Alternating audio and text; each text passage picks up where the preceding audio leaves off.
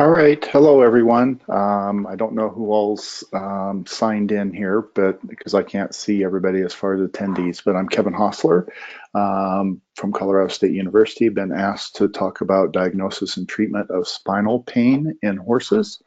And so I'm going to go ahead and start the program here for webinar. Hopefully people can join in as we do that.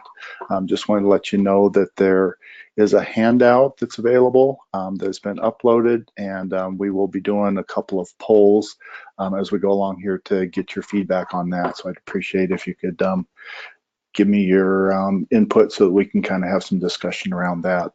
There's also opportunity to ask questions as we go along here, and I'll try to address those as we go, and we'll just go from there. So I'm gonna go ahead and start then.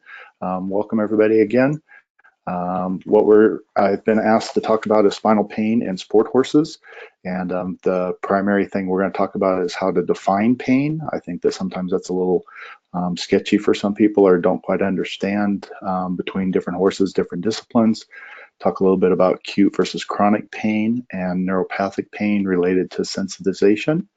Again, I was not taught that in veterinary school, so I think it's important that we talk about that, and probably a big area of our research that's trying to help us out with identifying neck pain in the horses. We'll also talk about diagnostic approaches and treatment approaches for spinal-related pain in horses.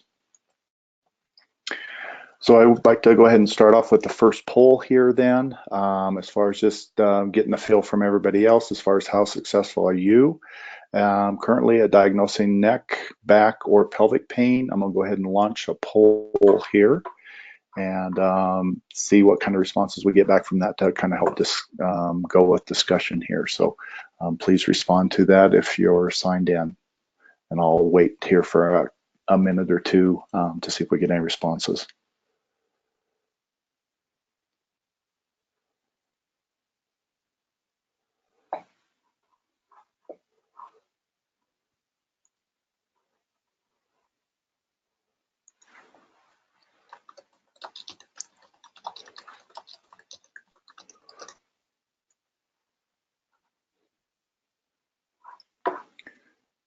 Okay, I'm not seeing any responses here, so I'm going to go ahead and move on to presentation here then. And so then the next part here we're going to talk about is equine back problems as far as how to define that. When I get called from a client that's saying that the horse is having back problems, that really doesn't mean too much to me. I have a hard time understanding that. So what we try to do is try to break it down into the signs of inflammation, and those are the cardinal signs as far as swelling, heat, altered function, redness. We usually don't see that unless there's a wound or loss of hair, and then pain. Swelling and related to pitting edema, we usually see that around the lumbosacral area, and that can be cold or in some cases acute onset. Heat is oftentimes an indication of acute back pain related to some sort of trauma or poor fitting saddle. Altered function is probably the biggest thing that I see as far as stiffness and having some muscle hypertonicity. And the biggest presenting complaint for most horses is poor performance. And so those are things that we're looking at. I'm going to go ahead and stop here.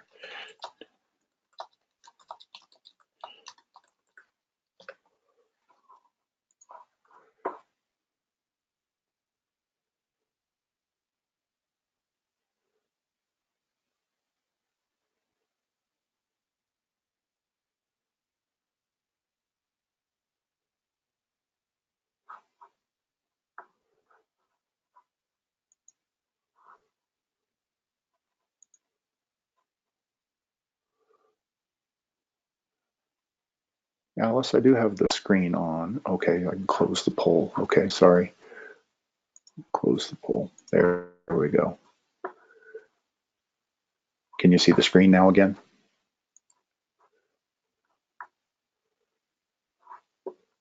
Okay. Do you want me to stop or keep going?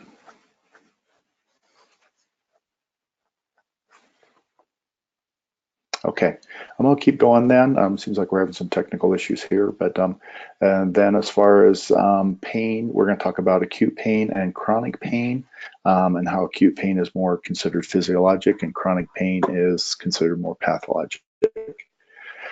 And just to start things off then, as far as defining pain, pain is the unpleasant sensory or emotional experience associated with actual or potential tissue damage. I find this interesting in horses. Obviously, unpleasant sensory experience, we can understand that if you're getting your thumb pinched in the door, but there's also an emotional component to that, which does not mean that you actually have to have physical pain. And I think for horses, the emotional fear and pain, I think, are two primary driving factors of horses' behavior. And so I think those are important to understand what those effects are clinically and how to associate or treat those. So to understand that a little bit better as far as tissue that are able to transmit pain, again, I think this is an important thing for us to understand that the peripheral nervous system doesn't just go out to the distal limbs via the lumbosacral plexus or the brachial plexus to the forelimbs. We also have nerves that go up and innervate specific spinal tissues, intervertebral discs, the outer portions of those. In humans, we know that. We don't know that for sure in horses, but presumably going that way. Facet joints, we see facet joint pain being a significant problem in horses with back problems. Ligaments, fascia, muscles, and some of the nerve root dura as far as potential tissue causing pain.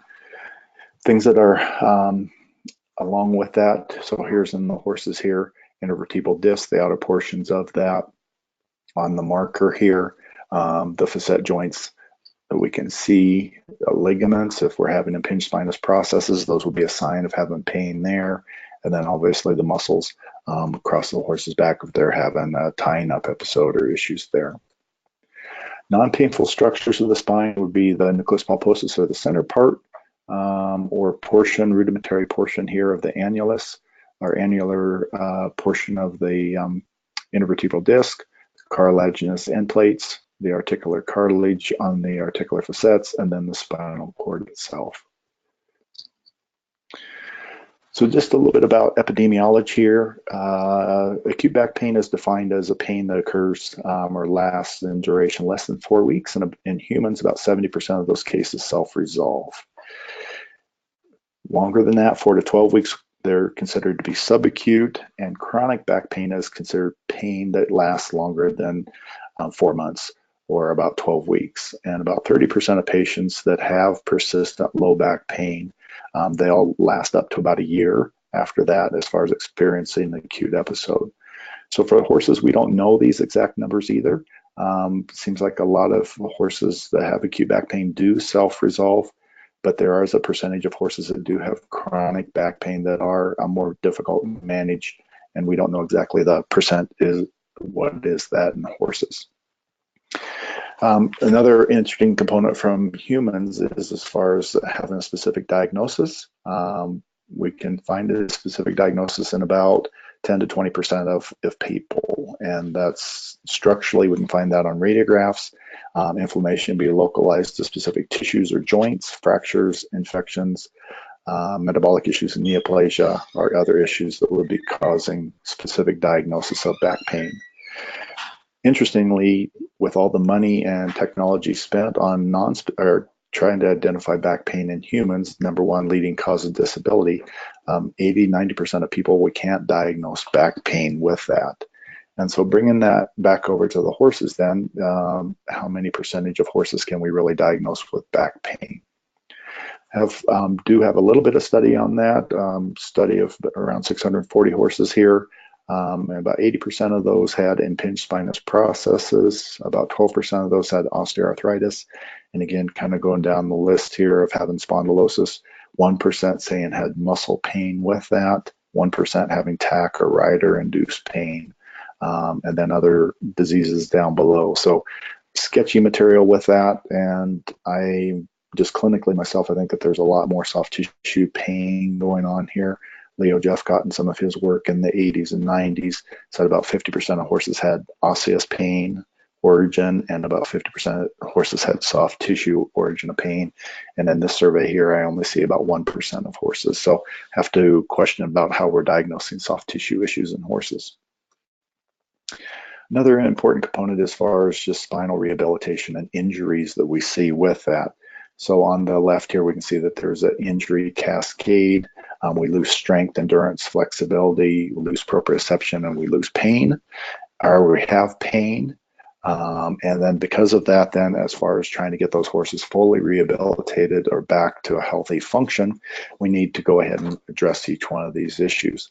And the first number one thing that we address from a rehabilitation or sports medicine perspective is pain. If we don't get the horses out of pain, then we can't ask them realistically to do some specific exercises or strengthening programs because of the pain does inhibit that. On the flip side of that, though, unfortunately, I think a lot of times in veterinary medicine, we stop when the horses is not painful. The horse is no longer lame. He's not showing signs of neck or back pain, and that's where we stop. But as you can see from the graph here, we have a long ways to go from pain up to full rehabilitation.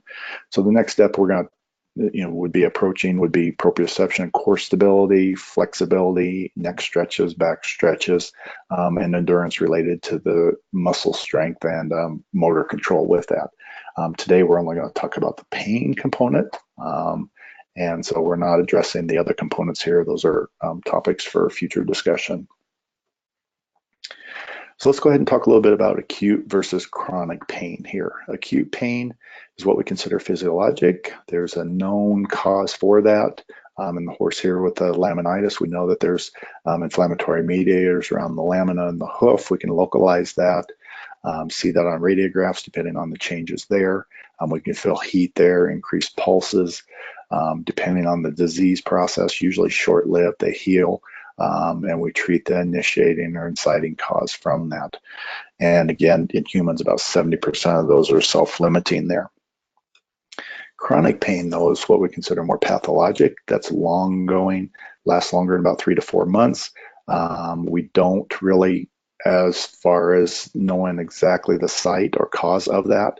So an example might be a single limb lameness that turned into a multiple limb lameness, turned into a horse that had significant neck pain or back pain. So the inciting cause, we didn't know for sure what caused that, but over time we see severe neck and back pain all over the place. And so oftentimes we're at more of a symptomatic management thing and not really able to address the primary, deep digital flexor tendon injury or whatever that might have started it off with the acute or the chronic pain syndrome. In the past, or for most practitioners, I think we think about neck or back pain. We oftentimes think about the joints, that there's synovitis there, there's osteoarthritis, there's inflammatory mediators, and that's what we need to address with our corticosteroids or our non-steroidals. Our therapy is focused at that. But more research has found that really that is a small component of back pain and neck pain potentially. That really it is more related to the nervous system, and how that happens is with peripheral sensitization, start getting some inflammatory mediators that make the whole area around that painful. It's not only just that deep digital flexor tendon, now it's the entire forelimb, poorly localized lameness that way, or centralization now that that's spread from the forelimb, now it's going through the back or to the contralateral hind limb. Now we have whole body pain or spinal cord pain, and that's what we consider the central sensitization with that. And it overrides the inhibitory descending pathways that help control pain, and now we have a horse that's painful all over in his body. So some of our frustration as far as dealing with horses, sport horses specifically, that have had chronic neck pain, that would be some maybe dressage, eventing, maybe even some of our reining horses that we've had severe neck pain that we've tried to treat with all kinds of different therapies. And the primary fibers that are conducting pain through the sensory nerves is the A delta for more slow pain, and the C fibers unmyelinated for more of the fast pain. And where those are all joining up here then is going to be up at the dorsal root ganglion.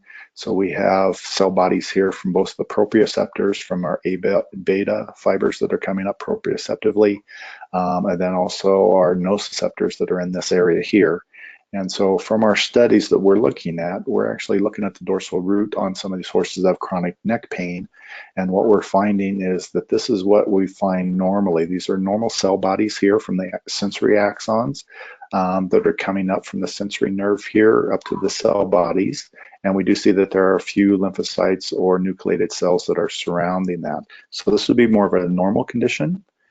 And some of the horses that have severe neck pain, we can actually see that there's more of a ganglionitis or a neuritis, spinal nerve neuritis.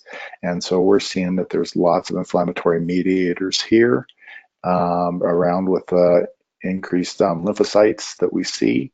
And potentially this is more of an inflammatory mediated disease or maybe even an autoimmune type of disease. So we're looking at that, trying to understand a little bit better about that disease process. So again, the pain is not so much originating from the joints themselves. We think that maybe it's related more to a dorsal root ganglion or maybe even spinal cord pain itself related to the sensitization. So a second poll that we'd like to ask people would be common diagnostic tools, medical history, physical exam, lameness evaluation, radiographs, diagnostic ultrasound. For me, the biggest things that are helping me is probably the medical history and my physical exam. These other evaluation techniques down here help maybe pinpoint a few things, but I feel like the biggest things that help me are the physical exam and the medical history. So from that, what we're looking at from more the physical exam perspective is really I want to step back and observe the horse's neck and back motion specifically, make sure that we're not dealing with the limb lameness, but more of a truncal issue. Soft tissue palpation is going to be a big part of that. And now I'm going to go ahead and look for bony palpation and find what issues are going on there. And then from a soft tissue and a joint mobilization perspective. So those are the 3 or 4 primary things that we're looking at there from that. Also, I think tack use and fit is an important component to that. So related to saddle fit, I evaluate saddle fit and all the horses that I look at for the first time. I myself am not a skilled rider, so that would be another component to look at from a rider influence. Moving on then, as far as from a diagnostic perspective here, pain is a funny thing because pain, we cannot say that there is one specific area or sign that we can see.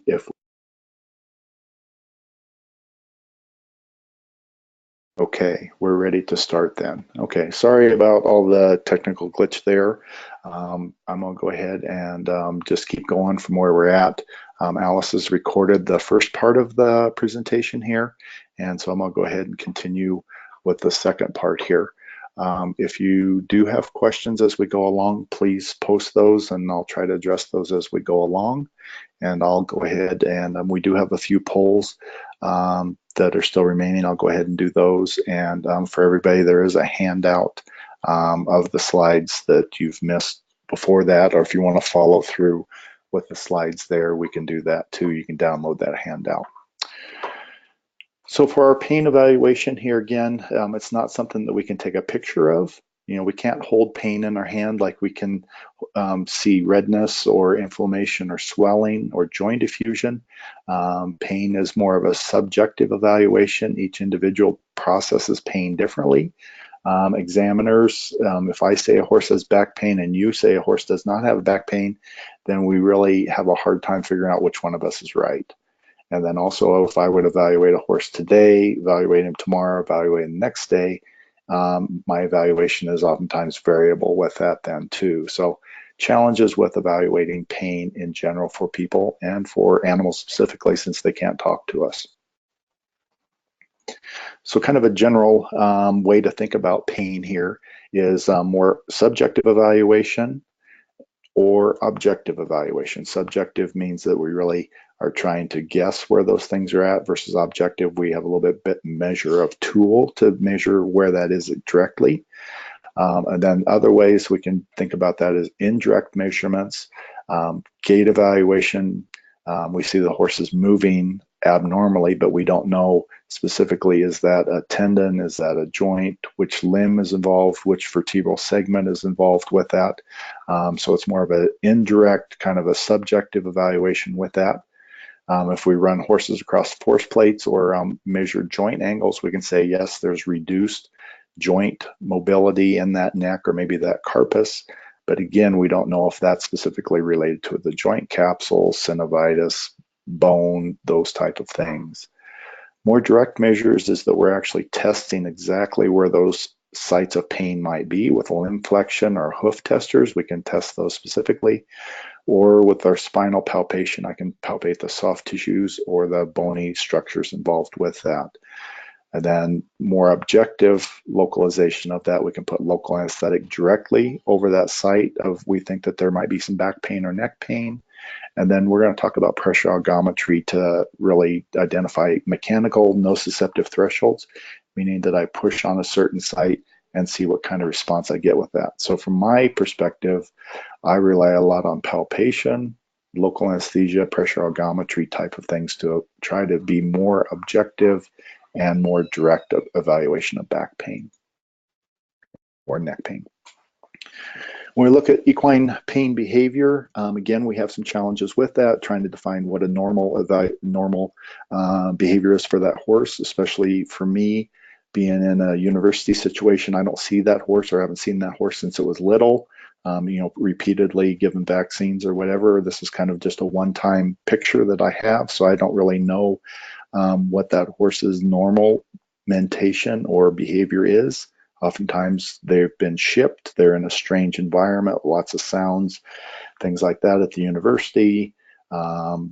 They're a flight animal by nature, so that they're scared with that. There's oftentimes inconsistent signs. Horses may be stiff, but not painful, or they can be very painful and have lots of muscle guarding, but they can also have similar signs of poor performance. So challenging with that. And then how we respond to the different therapy or different types of stimuli. Do we push hard in one spot? Are we trying to get them to lift their back, move their back to the side? So lots of variations from those type of things.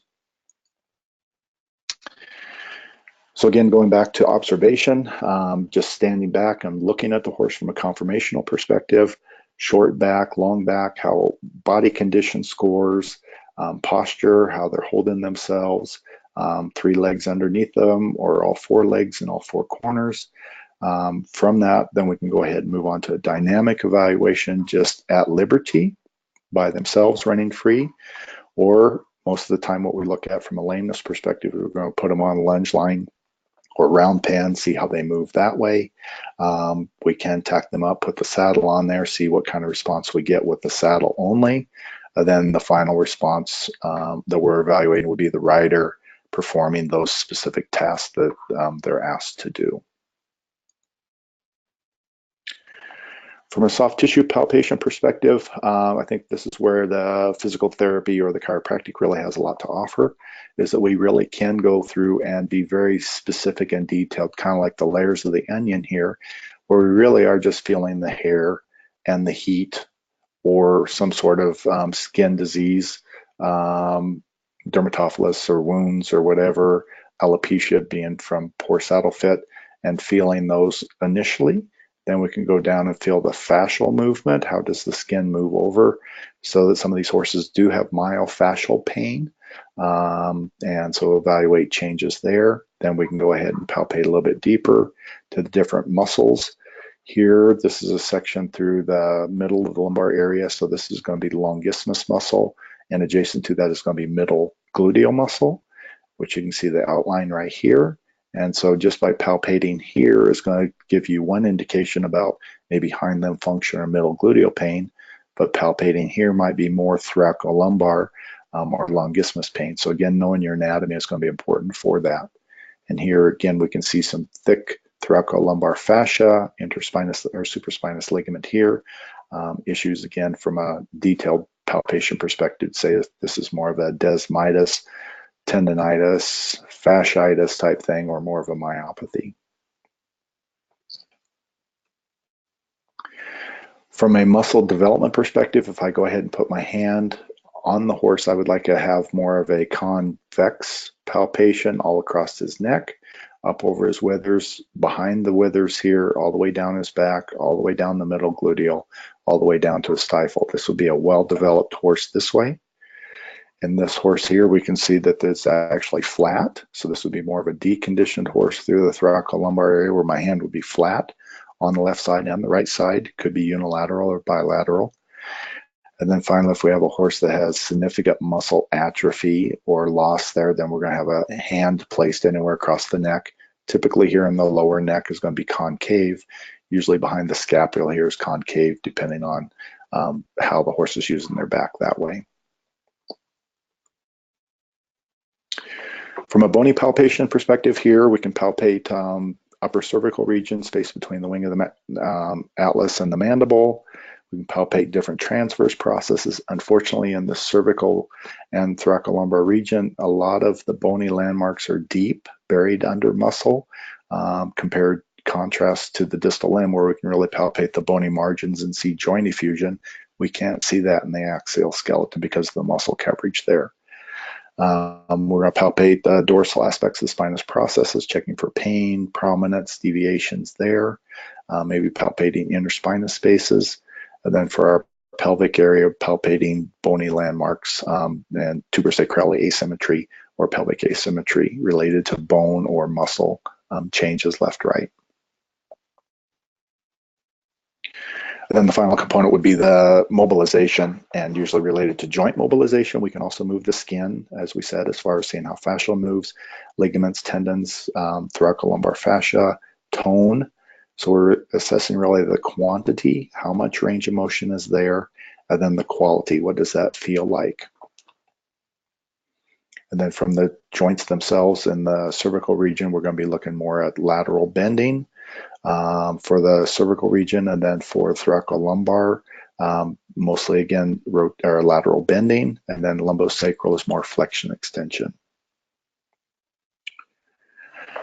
So we'll go ahead and talk a little bit about some of our research as far as identifying pain. And so with pressure algometry here, if you're not familiar with that, it's a little pressure gauge with a little plunger on that, and you push on that until the horse says ouch.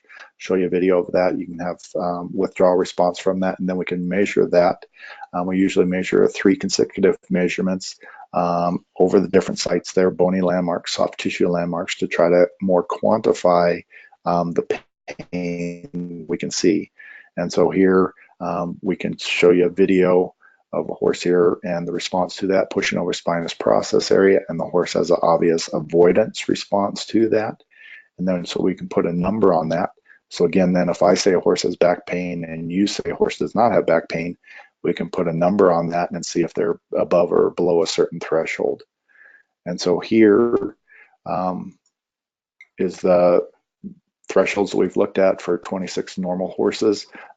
Lowest at the temporomandibular joint here, going through the cervical region, through transverse processes or the muscles, and then through the thoracolumbar region here. We see a couple higher sites here over the T4 spinous process, and then in the lumbosacral area here being a little bit higher than 2 up over the tubersacrale or tubercoxae. So in general, from our research experience or clinical experience, we say that horses usually below about 6 kilograms or 10 pounds per square inch, that these are horses that are painful. And if they're above that, then they're usually normal, what we consider normal horses. So just to show you that, here's a clinical case here. Horse that comes in presented for poor performance, and I'm just applying light compression over the tubersacrale here, and the horse is about falling down with that. And so this might be someplace where you'd say, oh, aha, this horse has sacroiliac joint pain. Let's go ahead and inject this horse here. But then we went ahead and we did pressure algometry on this. Here was the tubersacrale mark here. So this is the tubersacrale, and found that there were significant lowering of that, but we also found that that pain threshold was lower all the way up to their ribs, almost up to their wither region here, that he was painful everywhere. So this horse is not only painful at one site, indicative of a local sacroiliac joint disease. This horse has centralization or some sort of wind up in his nervous system where he's painful everywhere along his trunk here and not only at one site. So that would be indication for us to do further diagnostics or maybe more challenging therapy for that rather than just injecting the tuber sacrali or the sacroiliac joints.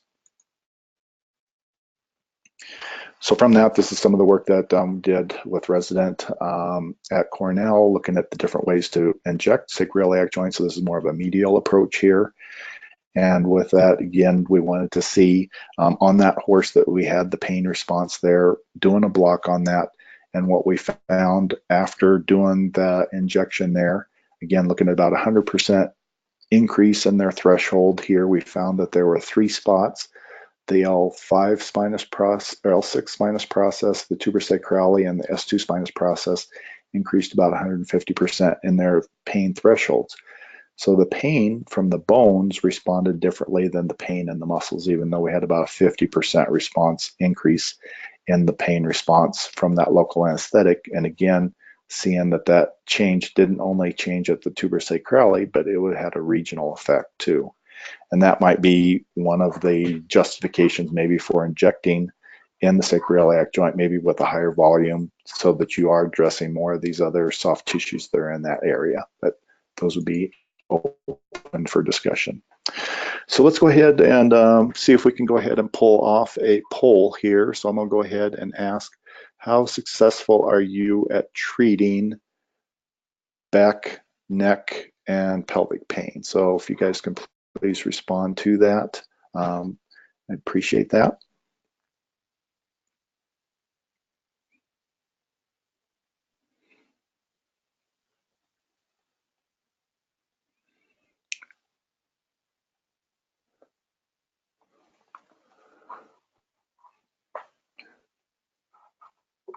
Okay, and it looks like about 64% of you so far are saying that 50 to 75% of the time that you're able to treat back pain. I don't see anybody brave enough to say that they're 75 to 100% of time that they're able to treat those type of axial skeleton issues. And about 8% of you saying that less than 25% of the time. So it's a challenge for you that way. I understand that. Okay, I'm going to go ahead and close this out then and move on here. So to follow up on that, then let's go ahead and ask you, what type of therapies are you using to do that? So are you using more corticosteroids, non-steroidals to do that? Are you using stall rest, some sort of forced confinement there? Physical therapy modalities are using ice, laser therapy, electric stimulation. How many of you are using chiropractic acupuncture? And then how many are actually using exercises? Looks like we have quite a few people using chiropractic and acupuncture here. About the same percentage using non-steroidals and corticosteroid injections. So that's very interesting. Okay. Looks like non-steroidals is pulling ahead here a little bit at 85%. And seeing about 36% using some sort of rest with that. Okay. So it looks like number 1 here is non-steroidal, some sort of anti-inflammatories. Number 2 is going to be chiropractic acupuncture. And number 3, maybe physical therapy modalities or exercises. And then rest would be the last. Okay. So I'm going to go ahead and close that out. So we'll talk now about treatment, and what I consider in the past, or what we've been traditionally trained in, is stall rest and non-steroidals. Currently, I'll show you evidence here that we do have more efficacy for manual therapies, acupuncture. Exercises is becoming more important for that, and other therapies might be related to corticosteroid injections, and lots of surgical resection for dorsal spinous processes. In some people's hands, that seems to be effective. It's not something that we use here. We focus a lot more on the rehabilitation and less on the surgical approaches for that. And then talk to you a little bit about some neurospinal neuromodulation or spinal cord stimulation work that we've done here. So just again, going back and touching base on the human realm, prolonged stall or bed rest was the most common therapy in the past. And from research shows that that is strongly associated with negative outcomes. It's actually causing more problems, more days off from work, increased low back pain and density, increased disability. So bringing that back over to the horses, we need to be concerned about, are we doing more harm than we are good? Active exercises improves outcomes. So most of the recommendations now for people, if you go see your general physician, they're going to say, get out, do a little bit of swimming, maybe ride your bike a little bit, get out and do some walking, keep moving, those type of things rather than being bedridden. So bringing that over to the horses again, I think that stall confinement is a big thing that we rely on. I think it's mostly because it's convenient for us, keeps the horse in an area where we can continue to monitor them. 36% of you guys said that that was a common therapy for you. I think we have to think about, is that really a risk for spinal deconditioning, because the horses aren't using themselves in their back for their neck flexibility. Depending on where you have the hay net off the ground, they may not even be eaten off the ground to be moving their backs or their necks that way to provide a little bit of passive flexibility. And we know from other research that joint immobilization causes significant joint disease, that we can reverse some of that with forced exercise after those joint immobilization or casting type procedures. I guess the question then is controlled hand walking. So that's the other thing. Well, let's do some rest for a little bit, and then let's take the horses out and do some hand walking. And I don't know if that's really enough, or how much hand walking we should be doing. Is it 5 minutes appropriate for one horse versus another horse? We should put them in a Eurosizer for 30 minutes. I think we need a lot of work in those areas. But again, my perspective is we need to get horses out moving with back or neck problems and not doing the stall confinement. Just a little update here from the American College of Physicians human group, again related to guidelines for back pain, low back pain, and what they emphasize is conservative treatment. They say that there's no clear advantages for most treatments, so it doesn't matter what you use, but just be conservative with that: acupuncture, chiropractic, swimming, whatever that is. And the evidence is insufficient about which patients are able to benefit. So you see a patient come in, it's like, aha, this is a chiropractic patient. Aha, this is a non-steroidal patient. From the human realm, we don't really know that. From my clinical experience, I feel like I can say, well, this is a stiff horse, and the only things that I know that help stiffness is chiropractic and stretching. If this horse is severely painful, the things that I know that help out with pain specifically are probably some non-steroidals, muscle relaxants, acupuncture, maybe some high heat or some cold therapy, depending on what stage of inflammation they're on. So I think we need to think about more conservative type treatments. This was their recommendations for acute low back pain. Strong recommendation is that they improve over time regardless of therapy. 70% of patients, human patients, respond with no therapy at all. And so horses, maybe that's what we need to turn them out for a little bit and kind of see if they respond. If we do a first line of therapy in humans, then they say heat, massage, acupuncture, spinal manipulation are the first line of therapy. These are the things that you should be applying that have the best or the strongest recommendation for that. When these fail, then you consider the non-steroidals or muscle relaxants. These are not the first line of therapy. These are the first line of therapy for doing that. So again, this is from the human realm. Again, bringing that over to the horses, those might be strong indications or things to think about. This is their updated version. So now they changed it to second line therapy for low back pain. They've taken off opioids because of our epidemic that we're having with that. So a second line therapy, they consider non-steroidals. They do not have evidence that one is better than the other with that. And the non-steroidals do not change the natural history of the back pain. They just help you get out and move a little bit better or help you sleep better. And so again, for the horses, some people would say, well, phenylbutazone is the standard which we go with, or other horses might respond better or differently to some of the other therapies that we have. I think that's kind of all up in the air. We really don't know that yet, specifically for acute back pain in horses. So for acute back pain or acute neck pain, anti-inflammatories are an important component of that, especially if you have some heat and swelling. Cryotherapy, I think, is one of the most underutilized therapies that we have for spinal pain management or pain management in general.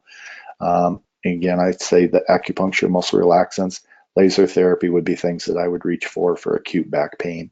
Some stretching, low amplitude stretching type things, and maybe some transcutaneous electrical nerve stimulation to help out again with more of a counter irritant type of effect for those spinal nerves or that dorsal root ganglion potentially. We do have one study here that we finished a year or so ago on quarter horses that we looked at the AQHA show here with acute back pain. Had 48 horses that we looked at there, treated them with either laser therapy, different wavelengths, dosages that we have here, chiropractic, or we did laser plus chiropractic in these acute back pain to see if there was some sort of synergistic effect with that. And we did have different outcomes. We tried to kind of throw the kitchen sink at them to say what kind of measures can we have here? Is it related more to pain or is it related more to function?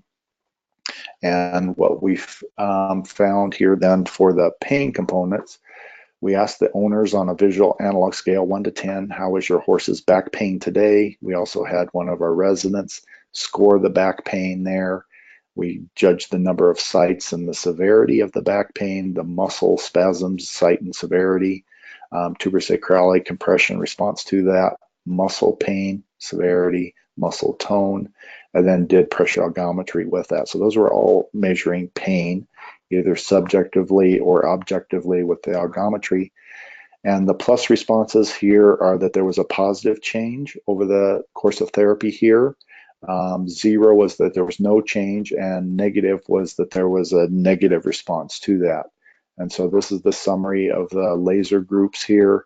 And in general, found out that proportionately in the laser group, we had more horses that were better or no change with that compared to the chiropractic group here. And then similarly with the laser plus the chiropractic group. So that was related to the pain.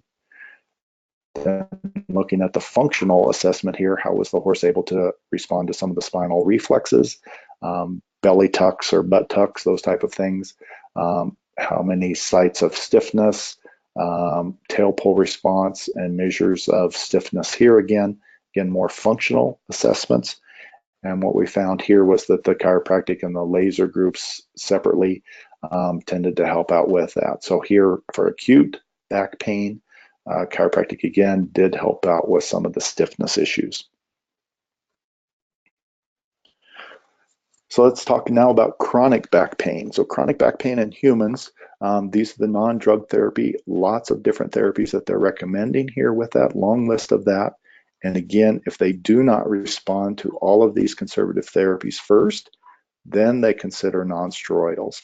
As a second line, then they're going to look at tramadol or other serotonin norepinephrine type of inhibitors here, and then consider opioids only when all therapy has failed. And again, this is a lot to do with the opioid epidemic that we're seeing. So probably considered one of the last resort type of therapies and not the first line of therapy. So here for chronic back pain with non-steroidals, there's obviously increased risk versus benefits for long-term use with humans, gastric ulcer, kidney issues, things like that, and insufficient evidence for chronic back pain that non-steroidals really help. In horses, treatment with non-steroidals is usually ineffective. That's why many of the horses have been referred, because they don't respond to the non-steroidals. And we'll show you a couple studies here that say phenylbutazone is actually ineffective for treating chronic back pain compared to a couple other therapies.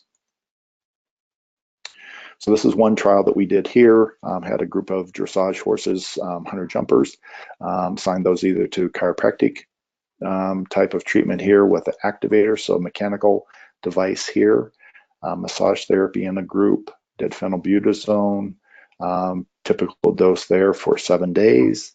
Active control group here where they continued actively ridden, no therapy with that, but just continued in their normal exercise. And then inactive control group, these were some brood mares or horses out of training and did not have any active or ridden exercise.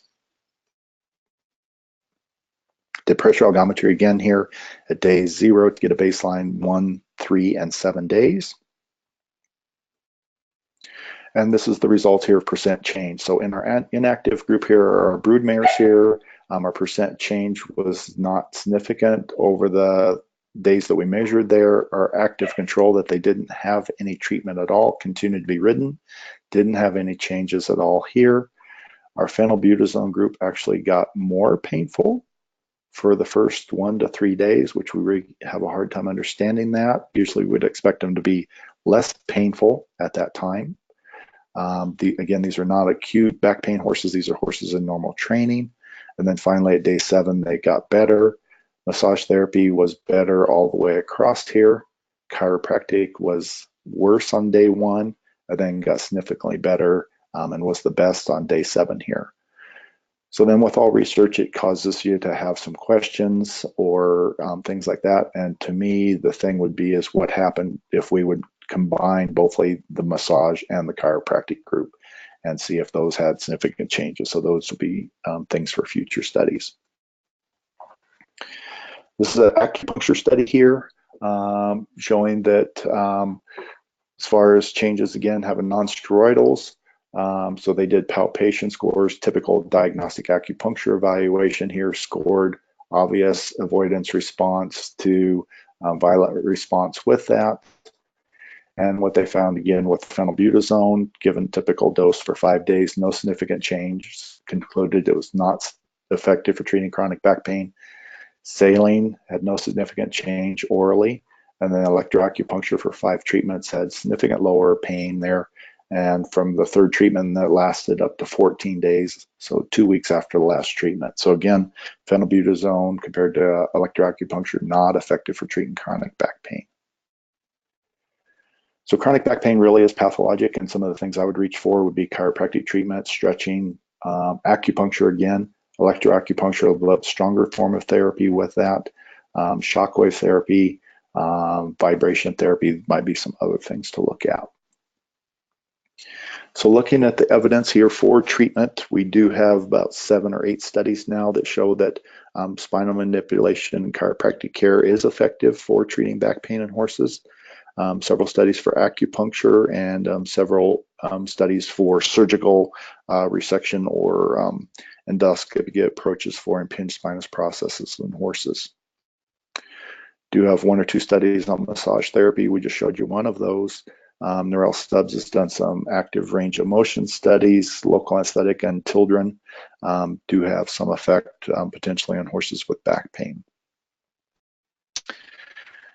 Other things that we reach for a lot that have very anecdotal, we do not have any studies for back pain with muscle relaxants, corticosteroids, Serapin, mesotherapy, shockwave, therapeutic exercise. We don't have any evidence, and unfortunately we don't have evidence for a lot of our physical modalities either for back pain in horses. So obviously we have a lot of work to do to assess what are we doing and should we be doing something different here. So these are the studies for chiropractic care. We do have increased flexibility. We can reduce their back pain based on pressure algometry. We can reduce muscle spasms, and we can improve overall performance related to spinal motion symmetry, sometimes for up to a long period of time. Again, if you haven't seen mobilization, here is spinal mobilization, where we're trying to mobilize the horse, get them to move. So this would be a normal horse's movement here. Good movement, flexion, extension. And then here would be our typical type of movement that we would expect to see with our spinal mobilization or manipulation. And you'd have to take my word for it that I'm pushing just as hard on this horse's back, but this is a very stiff horse. And so I'm going to treat him about L2, L3 here, bring that joint to tension and apply a chiropractic treatment or thrust to that, and trying to check again pain, flexibility, or muscle spasms after that. So in a control group here, we looked at horses that we treated 3 times weekly compared to a control group. These were mostly polo horses, and no treatment that we did there. We did pressure algometry again at day 0 and day 14. And here we measured local effects within the area that applied treatment, but then also areas outside of that to see if we had more of a systemic effect. and the treatment did have effect about 60% of the time outside of that and 100% of the time within that area. So here's a graph showing that. And again, overall significantly from statistical perspective, we had 6 sites that were statistically different. And here's the treatment site where I applied the treatment, and all of these treatment values are higher in the treatment group compared to the control group.